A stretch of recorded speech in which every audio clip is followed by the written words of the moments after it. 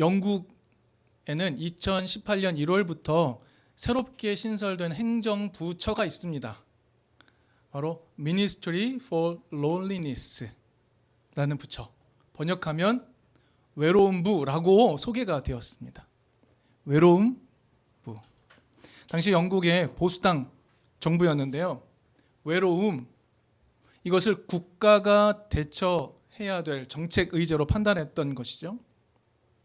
고립감, 외로움, 이것이 개인의 육체적, 정신적 고통의 원인이 된다. 그리고 결국 그것은 사회의 문제로 확산된다라는 것을 경험했기 때문이었습니다. 그래서 여러 부처가 협력해서 다양한 대응 방안을 내놓았습니다. 목표는 어떻게 되었냐면 개개인 사이의 사회 관계망을 더욱 촘촘하게 만들자. 그러기 위한 지역 사회를 튼실하게 건설하자 였다고 해요. 그래서 이를 위해서 중앙정부뿐만이 아니라 민간, 소도시, 시민단체, 다양한 행위자들이 함께 동참하도록 만들었다고 합니다. 우리의 옆나라 일본도 비슷한 정책을 하고 있습니다. 영국에 이어서 두 번째로 2021년에 고독, 고립 담당상을 만들었다고 해요. 그리고 마침내 23년에 작년에 고립 대책법을 통과시켰다고 합니다. 법으로 제정을 했다는 거예요. 여기에 중요한 시사점이 있다고 합니다. 고독이 무엇인지 법률상으로 정의를 했다는 겁니다. 그리고 고독의 문제를 사회 전체의 과제로 명시했다는 것, 이것이 중요하다고 이야기하더라고요. 이 법이 일본 사회에 중요했던 이유가 있다고 합니다. 고독, 고립이 개인의 문제만이 아니라 사회의 책임이라고 선언했다는 것, 여기에 의미가 있다라고 이야기합니다. 우리에게 익숙한 용어죠. 일본에서 온 용어 무엇입니까? 히키코모리, 은둔형 외톨이. 이 같은 문제, 이 문제에 대해 일본 사람들이 보편적으로 가지고 있는 생각은 어떤 것이었냐면 본인의 능력이 부족해서 그런 삶을 사는 것이다 라고 생각을 했다고 해요. 그런데 이제 법으로 제정을 한 겁니다. 은둔형 외톨이 같은 문제가 본인의 능력이 부족해서 그런 것이 아니다. 개인만의 책임이 아니다. 이제 우리의 시선을 바꿔야 한다. 라고 요청을 하고 있다는 거죠. 작년 11월에 WHO, 여기서도 중요한 안건을 의결했습니다. 외로움을 긴급한 세계보건 위협으로 규정하기도 했고 부서를 만들기도 했다고 해요. 이처럼 세계는 고립, 이것을 그대로 놔두는 것, 그것은 정말 모든 것을 불태울 수 있는 작은 불씨를 그대로 남겨두는 것이다 라고 여기게 되었다는 것이죠. 여기에 의미가 있다는 겁니다. 그래서 필요한 게 뭘까요? 그러면 무엇이 필요하게 됩니까? 타인의 불행, 타인의 고통에 관심을 갖고 더불어 행동하는 것까지 가야 하는 것이죠. 타인의 고통, 타인의 불행에 관심을 갖고 공감을 하고 나아가 행동까지 가는 것, 이것이 세계가 함께 나아가야 될 방향이라고 조금씩 동의하고 인지하고 있는 것입니다. 오늘 본문 36절에서 예수의 시선을 발견할 수 있습니다. 예수께서 무리를 보시고 그들을 불쌍히 여기셨다라고 기록되어 있습니다. 여기서 불쌍히 여기다, 영어 성경은요 공이 compassion이라고 번역하고 있습니다. 이것의 헬라어 원문은요, 원형의 단어는 스플랭크니조메입니다. 여러분, compassion 하면 어떤 느낌이 떠오르시나요? 이것은 어떤 합성어일까요? 보통 이야기하기를 come과 passion으로 나누어 이해를 하죠. come은 함께라는 의미가 되겠고요. 패션은 함께 열정을 나누고 고난을 나누는 것, 함께 아파하는 것이 되겠습니다. 그래서 옥스퍼드 영어 사전의 의미를 한번 찾아봤어요. 그랬더니 이런 식으로 설명을 하더라고요. 다른 사람과 함께 고통받고 고통에 참여하는 것, 또는 다른 사람이 고통이나 괴로움을 당할 때 거기서 구해내려는 느낌 또는 감정이라고 소개하고 있었습니다.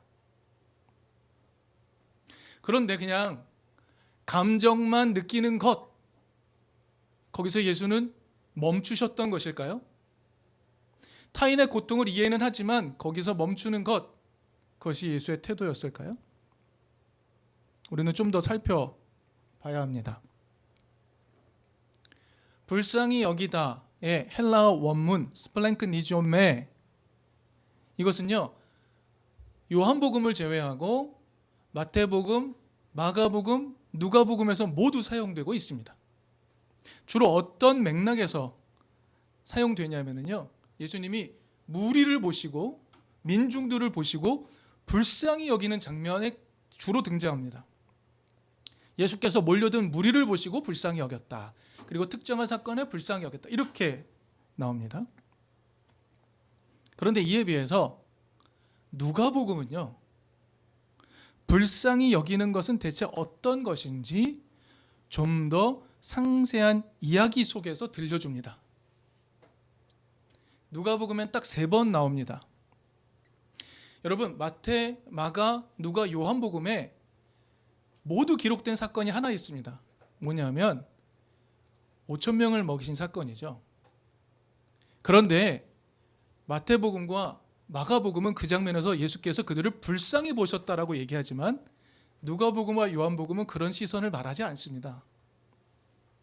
그럼 특별히 누가복음에서 예수님은 3 장면을 통해서 불쌍히 여기는 게 어떤 것인지 설명해 주세요. 먼저 누가복음 7장 13절.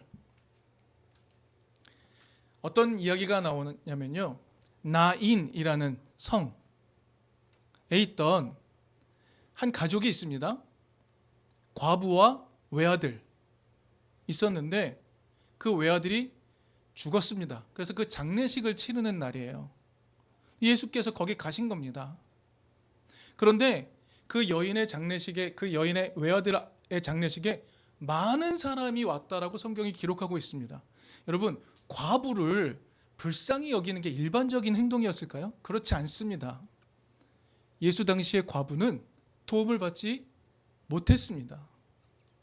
그런데 특별히 나인 성에서는요, 그 과부를 위로하기 위해 많은 사람이 왔다라고 성경은 기록하고 있어요. 그리고 예수께서 그 여인을 보고 가엾게 여기다. 성경은 가엾게, 한글 성경은 가엾게 여기다라고 번역이 되어 있는데 이것이 불쌍히 여기다와 똑같은 단어입니다. 두 번째 장면, 누가복음 10장 33절. 어떤 얘기냐면요, 예수께서 선한 사마리아인의 비유를 들려주시는 장면입니다. 다 알고 계시죠? 거기서 이야기 속에 등장하는 사마리아인이 강도 만나 죽게 된 사람을 보고 치근히 여겼다, 즉 불쌍히 여겼다라고 기록을 하고 있습니다. 이 장면에 또 등장하고요. 3번째 장면, 누가복음 15장 20절. 이것도 우리가 다 아는 이야기입니다. 집 나간 둘째 아들. 아버지, 당신은 나에게 더 이상 의미 없어요. 당신은 나에게 죽은 사람입니다. 유산이나 물려주세요. 유산 받아서 떠나갔던 둘째 아들. 유산을 다 탕진하고 갈 데가 없습니다.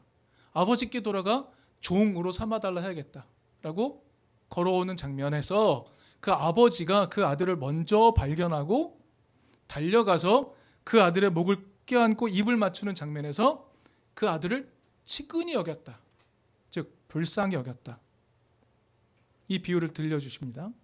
누가복음은 이 3 장면에서 불쌍히 여기는 게 어떤 것인지 자세하게 들려주고 있습니다. 여러분, 누가복음이 이야기하는 불쌍히 여기는 것은 어떤 느낌이십니까? 그 사람의 처지에 깊이 공감하는 것과 동시에 그를 위해 어떠한 행동을 하는 것까지. 미처 말씀 못 드렸네요. 그 나인성의 과부의 외아들은 죽은 외아들을 살려내시죠. 이 세 장면에서 누가복음은 불쌍히 여기는 것의 의미를 좀 더 자세하게 설명해 줍니다. 공감하는 것과 더불어 그를 위해 행동하는 것까지. 그러면 이 느낌을 가지고 오늘 본문으로 다시 돌아와 봅시다. 오늘 본문 35절. 35절은요, 어떤 느낌이냐면 그 앞에 일어난 일 전체를 갈무리하는 느낌입니다. 예수께서 모든 도시와 마을을 다니면서 가르쳤고 복음을 선포했고 온갖 질병과 아픔을 고쳐주셨다. 이 앞에 일어났던 마태복음 8장부터 9장 이 앞에까지 일어났던 일들을 다 갈무리하는 내용이에요. 자, 기적들이 일어났습니다. 수많은 기적들이 일어났어요. 자, 그 기적들이 일어난 결과로 사람들은 좀 더 행복해졌을까요? 예수는 좀 더 행복했을까요? 수많은 사람들을 고치고 도왔습니다. 병을 낫게 했고요. 귀신을 쫓아냈습니다. 사람들은 행복해졌을까요? 예수는 행복했을까요? 그렇지 않은 것 같아요. 예수님은 30절에서 이렇게 말씀하시죠. 시각장애인을 고치신 다음에 이 일을 아무에게도 알리지 말라고 하십니다. 이유는 무엇이었을까요? 여러 신학적 해석이 있을 수 있지만 예수님은 사람들이 자신에게 모여들기를 바라지 않으셨던 것으로 보입니다. 이 앞부분에 마태복음 8장에도요, 시각장애인을 고치는 장면이 나와요. 거기서 예수님 똑같이 말씀하십니다. 아무에게도 말하지 말아라. 대신 제사장에게 가서 너의 상태를 보이고 제물을 드리고 네가 회복되었음을 인증받아라라는 말씀까지 하세요. 오늘 또 나오는데 아무에게도 말하지 말라라는 것의 의미는 어떤 것입니까? 사람들이 본인에게 모이기를 바라지 않으셨던 것이었죠. 하지만 그 의도와 달리 수많은 사람들은 군중이 되어 무리가 되어 민중의 모습으로 예수께 모여들었습니다. 그리고 36절은 말하죠. 그런 무리를 보면서 예수는 어떻게 하셨다? 불쌍히 여기셨다. 문제가 해결됐음에도 불구하고 똑같은 문제, 여전한 문제를 가지고 계속해서 찾아오는 이들을 보며 예수는 그들을 불쌍히 여기셨다. 마태복음에서 스플랭크니조마이라는 불쌍히 여겼다라는 표현은요, 9장 36절이 되어야 처음 등장합니다. 예수께서 그런 무리들을 보시며 불쌍히 여기는 마음이 들었다라고 처음 소개하고 있는 거예요. 자, 왜 불쌍히 여기셨던 것일까요? 36절은 자세히 소개해 주고 있죠. 왜 불쌍히 여기셨습니까? 아무도 돌봐주는 이가 없었기 때문입니다. 늘 자신 혼자의 힘으로 문제를 해결해야 하는 상황이었기 때문이었습니다. 그러나 혼자의 힘으로는 문제를 도저히 해결할 수 없음을 늘상 경험하기 때문에 고생에 지쳐서 기운이 빠져 있는 사람들이었기 때문이었습니다. 예수님은 이렇게 말씀하시죠. 목자 없는 양과 같다. 목자가 없어서 위험에 늘 노출되어 있는 양과 같은 삶, 그런 삶을 살 수밖에 없는 사람들이었기 때문입니다. 오늘 본문 앞부분에서 시각장애의 문제는 해결되었죠. 귀신 들림의 문제도 해결되었습니다. 온갖 질병의 문제도 해결되었습니다. 그러나 문제는 여전히 남아 있었습니다. 그들의 당면한 가장 긴급한 문제는 해결했는데 또 다른 문제가 계속해서 등장하는 겁니다. 계속 등장하는 문제에 홀로 대처할 수 있는 힘이 없는 겁니다. 그들은 여전히 도움이 필요했고 지속적인 돌봄이 필요한 것이죠. 여러분, 시각장애 문제가 해결되면 그들의 빈곤의 문제까지 자동적으로 해결이 되나요?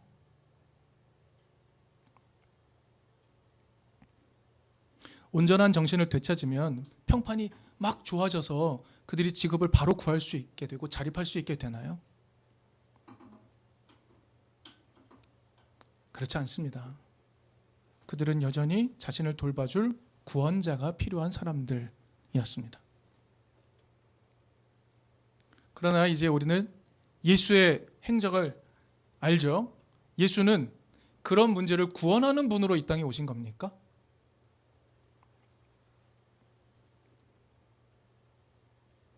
하지만 예수는 그들을 보시면서 불쌍히 여겼습니다. 여기서 예수는 단지 불쌍히 여기는 감정에 머무르신 것이 아님을 우리는 헤아려야 합니다. 단지 불쌍히 여기는 것에 예수는 결코 머무를 수 없었습니다. 예수는 무리들이 살아갈 길을 마련하는 방법을 제시해 주셔야 하는 것이죠. 그런 감각을 가지고 37절, 38절을 읽어내야 하는 겁니다.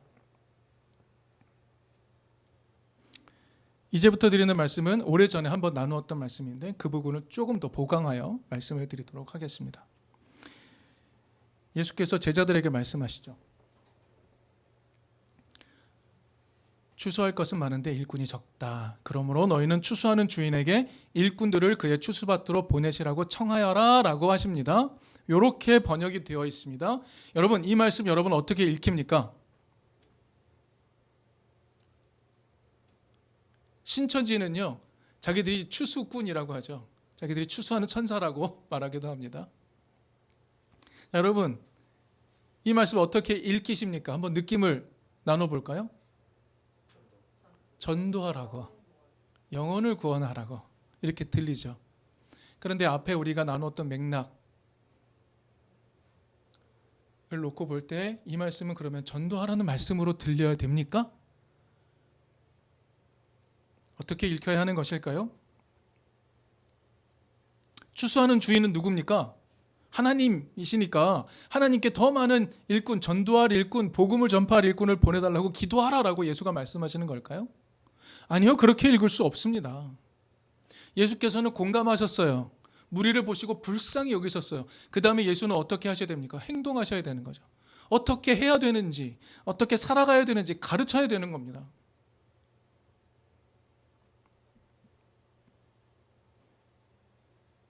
(38절을) 보면 일꾼들을 추수밭으로 보내시라고 청하여라는 구절이 나옵니다.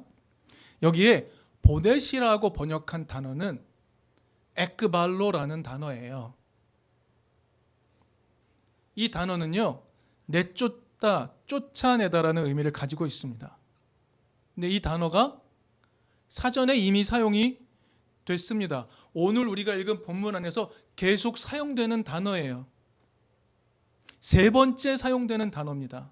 33절에도 사용됐고 34절에도 사용됐고 38절에 다시 사용되는 거예요. 그런데 33절과 34절에서는 예수께서 귀신을 쫓아냈다라고 말할 때 사용하고, 바리새인들이 저 예수는 귀신 대장의 힘을 빌어 쫓아낸 거야 라고 말할 때 사용합니다. 그런데 왜 38절에 똑같은 단어를 사용했는데 이 단어는 내보내라 라는 말로 번역했을까요? 왜 같은 단어를, 같은 맥락에 존재하는 단어를 다른 의미로 번역한 것일까요? 그리고 주인에게 청하여라라고 되어 있죠. 원문을 보면 명령하여라로 되어 있습니다. 추수하는 주인에게 가서 추수할 일꾼을 당장 내쫓으라고, 일터로 내쫓으라고 명령하라라고 되어 있는 겁니다. 이게 원문의 맥락입니다. 그럼 달라지죠.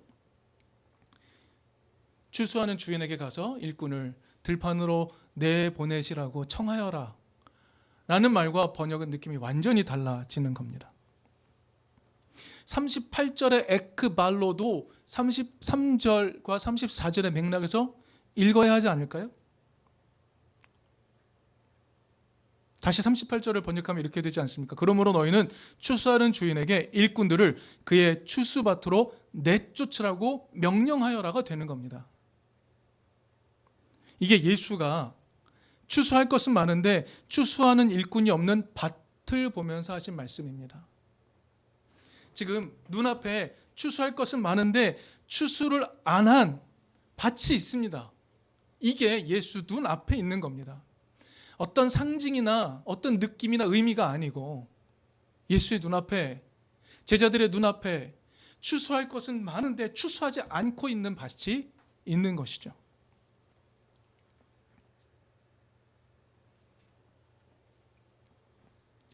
율법, 유대인에게 있는 율법 따르면요, 밭을 추수할 때, 포도를 딸 때 해야 할 일이 있습니다. 그것은 구석은 남겨두어야 하는 거예요. 구석까지 다 추수하면 안 됩니다. 다 열매를 따면 안 됩니다. 그리고 추수하다가 떨어진 것이요, 열매를 따다가 떨어진 것이요, 절대로 주워가면 안 됩니다. 놔둬야 합니다. 왜요? 그것은 가난한 사람들의 몫이니까요. 나그네로 살아가는 외국인 노동자들의 몫이니까요. 이게 왜 율법에 들어와 있을까요? 여러분, 추수를 해야 가난한 이들이 살아갈 길이 열리는 겁니다. 다시 한번요. 추수를 해야 가난한 이들이 살아갈 길이 열리는 겁니다. 근데 여러분, 생각해 봅시다. 추수를 하지 않는 것은 율법을 어기는 게 아니죠. 추수를 할 때이니까, 추수를 하지 않으면 율법을 어기는 게 아닙니다. 하지만 추수를 하지 않으면 율법의 정신은 구현되지 않습니다. 적절하게 추수를 해야 무리들이 살 수 있는 겁니다. 근데 밭의 주인이 그 일을 하지 않고 있는 것이죠. 이유는 모르겠어요. 그러나 밭을 가진 이들이 추수를 하지 않고 있습니다. 예수는 불쌍한 이들을 보셨어요.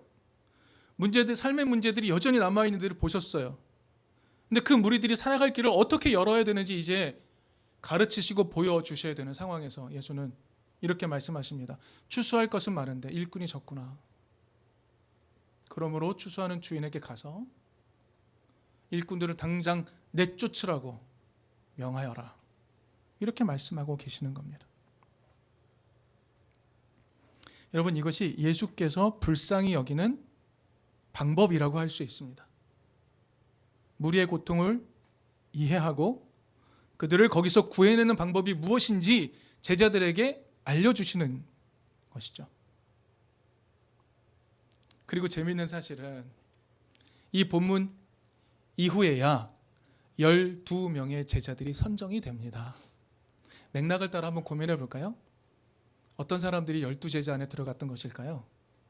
예수의 이 명령을 이해하고 이 강단 있는 명령을 이해하고 세상을 호령하기로 결정한 사람들, 이 12명으로 뽑힌 건 아닐까라는 상상을 하게 됩니다.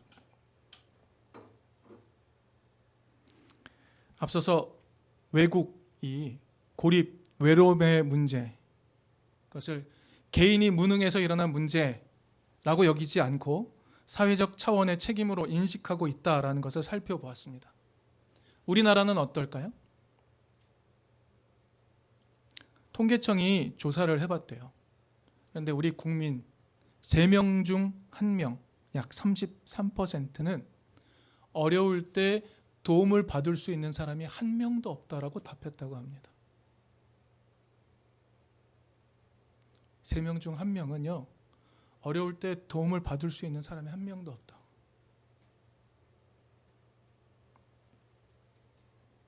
원인도 조사를 했겠죠. 우리가 다 아는 원인입니다. 양극화, 빈곤, 또 경쟁 중심의 사회, 실패를 용납하지 않는 사회, 이런 것들이 원인이라고 잘 밝혀내요. 그런데 우리가 이런 보도를 듣더라도 우리는 서로를 불쌍히 여기지 않습니다. 다 자신의 능력이라고 말합니다. 심지어 기독인조차도.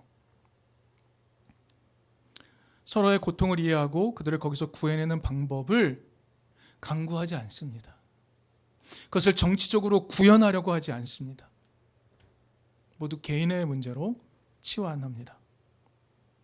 오늘 우리의 삶의 이 시점이 바로 예수의 음성을 들을 때 아닐까요? 너희는 나가서 추수해야 되는데 추수가 안 된 밭에 일꾼을 내보내라고 꾸짖어라. 법의 정신을 지켜라. 율법의 정신을 구현해라. 라고 세상에 강력하게 말하라. 라고 제자들을 일깨우시지요. 그 예수의 호령을 우리가 들어야 하지 않을까요? 우리가 사람의 고통에 순간 공감할 수 있어요. 순간 같이 아파할 수 있습니다. 그러나 지속적으로 해결할 수 있도록 예수는 율법을 지키라고 호령하셨죠. 우리도 세상에 무언가 말할 수 있는 사람이 되었으면 좋겠습니다. 우리가 그 일도 동참했으면 좋겠고요. 이미 있는 율법을 지키면 되는 것 아니었습니까? 지키지 않음으로 가난한 사람들이 먹을 것을 구하지 못하는 세상이었습니다. 오늘 우리도 마찬가지 아닙니까? 오늘 우리도 살아갈 여러 방법들은 이미 마련이 되어 있을 수 있습니다. 그러나 그렇게 하지 않습니다.